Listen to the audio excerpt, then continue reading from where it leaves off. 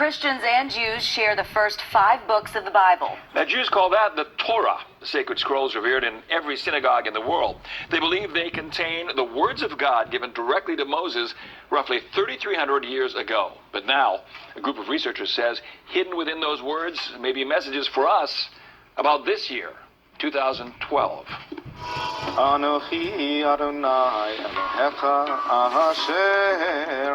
Rabbi Rick Weiner of Temple Beth Israel in Fresno sings an ancient song. We have carried this tradition for thousands of years, and even before we carried the scroll, we carried the melody. The words of the Torah set to music. But a group of Jewish researchers say these ancient scrolls may also carry something else. Hidden and coded details about our time and this very year. There is a code in the Torah, the first 5 books of the Old Testament. The code is real and mathematically provable. The advent of the computer has made it possible. What you are looking at is a trailer for Torah Code 2012, a new documentary in progress. Nearly 30 years ago, Dr. Eliyahu Rips and a team of Jewish mathematicians became the first to use computers to search for equidistant letter codes in the Torah. And they say they found them. We cannot pretend that we have a real full grasp of it. But using the means at our disposal, we see that it is real.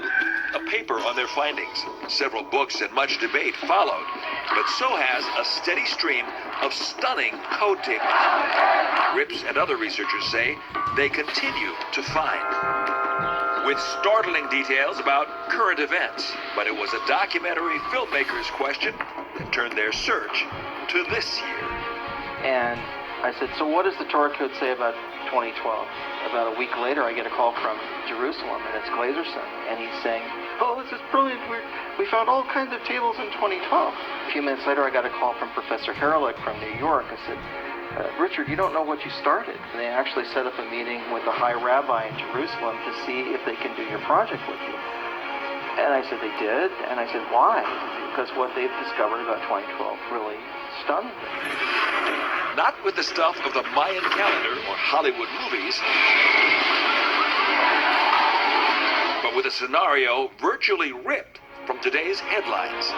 Rashana in the year, which one? Betafshin'Ayin Bet on 772, which is 2012. We have a bunch of tables on war, on World War. This is Ketz Haolam, the end of the world.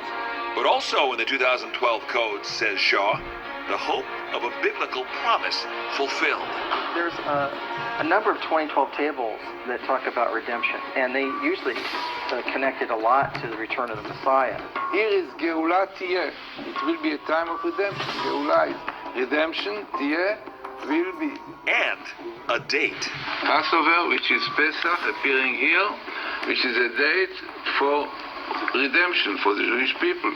Passover, April 6th through 14th, 2012. But both the researchers and Shaw say this is not a prediction. The Torah is not a crystal ball, and none of us believe we should use it in that respect. They say it's simply what they've found. Encoded messages in the Torah for 2012. Messages that many choose not to believe in at all.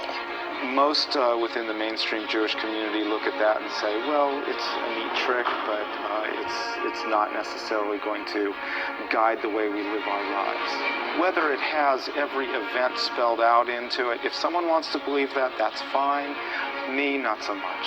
But those who do believe say it won't be long before we will all see what, if any, meaning the 2012 Torah codes have for us. We feel like we're kind of entering into that period. It seems like all of those things are lining up. All the ancient prophecies and things are happening in the world today. There is a feeling of urgency like never before as world events converge to find out what the Torah is saying now.